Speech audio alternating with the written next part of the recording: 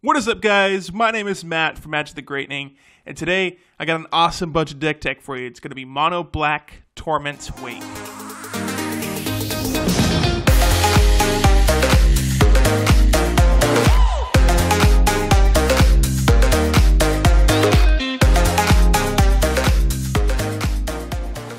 So the goal of the deck is to basically rip your opponent's hand apart until they're top decking the entire game, and you just get ahead on card advantage and you drain their life slowly, and it's very painful for your opponent. It's very mean to play against. But anyway, before we get into it, go ahead and hit that like button. It helps out a lot. Subscribe if you are new. We are so close to 3,000 subscribers. We're like less than 70 away as the time I'm recording this. So do that. Hit that subscribe button down below and click the eye icon in the top right corner. Vote for next video's deck tech. There's like 3 or 4 choices for you up there. Go ahead, choose which one most appeals with you. Now let's get into this video. We're going to start with the creatures, and we're only playing 8. We're going to be playing 4 copies of Gifted Aetherborn and 4 copies of Kitesail Freebooter. I need to point out that Kitesail Freebooter does not discard a card from their hand. It exiles it until it leaves the battlefield, which is a different thing, and I'll point out the interaction with that later on when we get to the card that deals with discarding. But again, it's a good tempo play. You can stop your opponent from doing something really mean on turn 3 or whatever. If you want to get rid of like an important card in their hand, Kitesail Freebooter can do that. And then Gifted Aetherborn, best 2-drop in my opinion in standard. For 2 mana, you get a 2/3 Death Touch lifelink. Gains his life, trades with something really big. Overall, very good. And also, since our opponent's going to not have any removal because we keep taking it from them and making them discard it, Gifted Aetherborn can it's not really going to get removed at all. It might get removed the turn it comes out, but other than that, it's going to stay alive. So those are our creatures. Let's move on to our non-creature spells.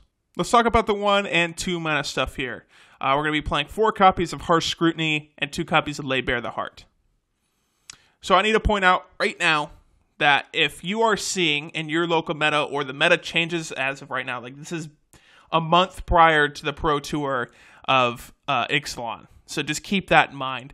Harsh Scrutiny, I'm seeing a lot of creature-based decks right now. So Harsh Scrutiny right now is better than Duress. But if that changes and it turns into more of a control mid-range type of area, Duress might be the area or the way you want to go. So just depending on what the meta is right now or what it is where you're playing at, Harsh Scrutiny or Duress 4 of in the 1 slot. And for me, it was creature-based, so I chose Harsh Scrutiny. And then Lay Bare the Heart was a kind of fill-in card. I needed 2 extra cards. I didn't want to play 2 extra lands, so I played Lay Bare the Heart in its place just to rip our opponent's hand apart even further than we're already doing, which is hard to do. Or not hard to do, but it's a little bit overkill. But we need that turn 2 play that... a guaranteed turn 2 play, outside of just our 2 mana creature spells.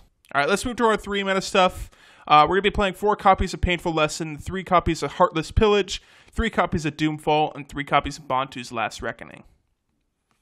So I needed some card advantage in the deck, and Painful Lessons is, like, unfortunately, the best black mana card draw spell.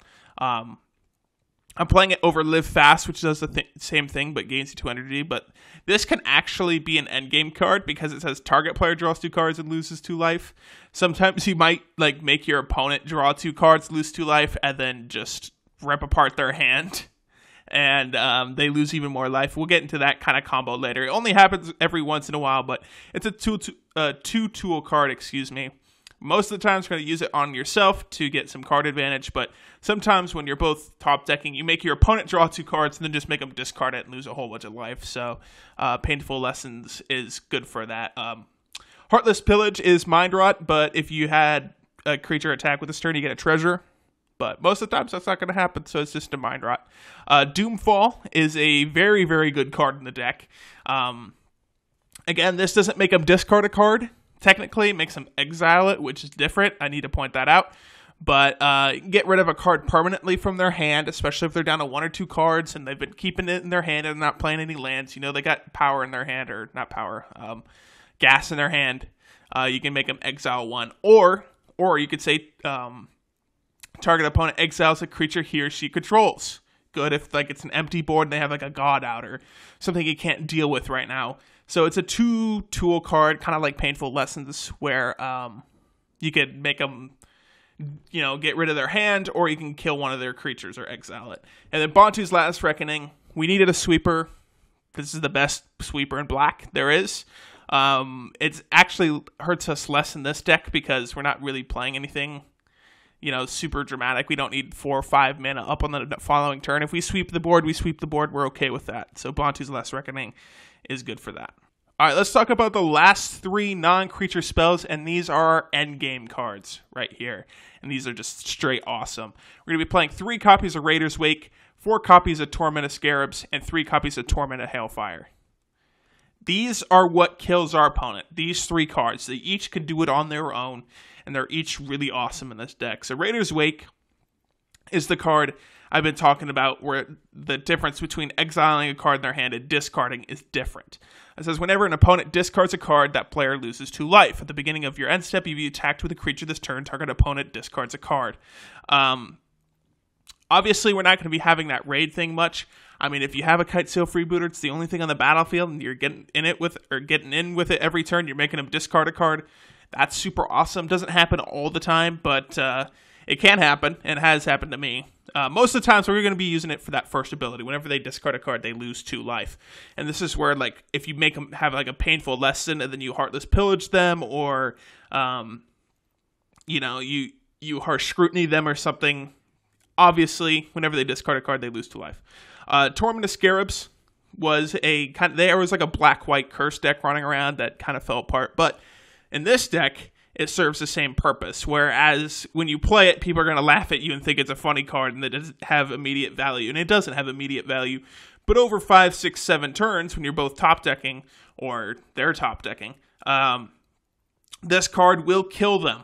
Very, very slowly, but it will kill them. So it says at the beginning of Enchanted Player's upkeep, that player loses 3 life unless he or she sacrifices a non-land permanent or discards a card. Goes very well with Raider's Wake, because if they choose to discard a card, they lose 2 life anyway from Raider's Wake. If they choose to sacrifice a non-land permanent, great. It's a 4-mana repeatable sacrifice outlet. And if they choose to lose 3 life, great. They're closer to death. All 3 of those options are super awesome. Especially if you have a Raider's Wake out. And slowly over time, this just kills somebody. Because their only option, even if they top deck something awesome, and they slam down a huge creature, they're going to have to sack it or lose 3 life next turn. And then Torment of Hailfire is our late game mana sink. You know, you need to push in the last 10 damage, right? And you might be on the back foot. Torment of Hailfire can either make them sack all their permanents, discard all their cards. Goes really well with Raider's Wake, because even if they discard cards, they're losing life. And if they don't choose that and they decide to sack non-land permanents, that's great. They're losing all the value in the world off of Torment of Hailfire, excuse me. So the reason I called this a Torment's Wake deck is because Torment of Hailfire and Torment of Scarabs, yeah, it gives them 3 options, but with Raider's Wake out, one of those options, the discard card option, becomes just as bad as the other 2 options. I mean, discarding a card's already bad, but discarding a card and losing 2 life is just infinitely worse, and it makes them pit between the option of losing 3 life and sacrificing a permanent or a non-land permanent. And in that sense, it's just super, super strong, and yeah, those are our endgame cards. So that's the entire main board. Now, I actually need to point out, I'm sorry if I seem to be talking a little bit fast in this video. That's why I'm stumbling over my words. I have a short time to record this, and my dog keeps barking in the background, so I'm trying to fit this video in before she barks, because I've had to record this 6 or 7 times. It's really pissing me off. Anyway, let's get to the lands here. We're playing 4 copies of Desert of the Glorified, 4 copies of If Near Dead Lands, and 15 Swamps. 23 lands felt okay. I know Torment of Hailfire, you usually want 10 mana out or something, but we're okay playing it for 6. It's not that big of a deal. If Near Dead Lands can be a removal spell, sort of. Desert of the Glorified can draw us a card if we're just flooding out. And yeah, so those are our lands. Pretty basic. Let's move to the sideboard. Sideboard's important here, so do pay attention. We're playing the last copy of Bontu's Last Reckoning against aggro, because This deck can lose to aggro rather quickly. 3 Coca Condemnation against aggro and graveyard strategies. Obviously, for making our opponents discard cards. We don't want them being able just to top deck like a Refurbish or something like that, or a Liliana and getting stuff back from the grave. So Crook can exile their graveyard of all the stuff we made them discard. 2 Duress, again, I've talked about the harsh scrutinies and the Duress. You can flip them around or whatever. 4 Fatal Push. If you don't have the money for Fatal Push, play Walk the Plank.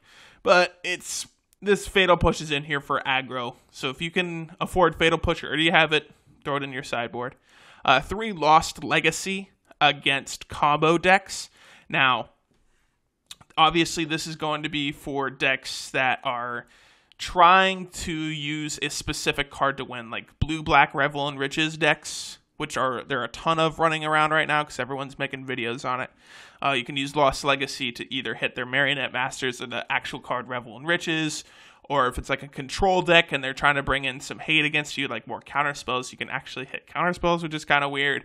Or endgame plans, if they're playing like Scarab God, or they have a specific goal in mind and they need a specific card to help them win the game, Lost Legacy can help end their strategy there. Very good control card in black. And then the last two cards in the sideboard are the 2 copies of Vraska's Contempt.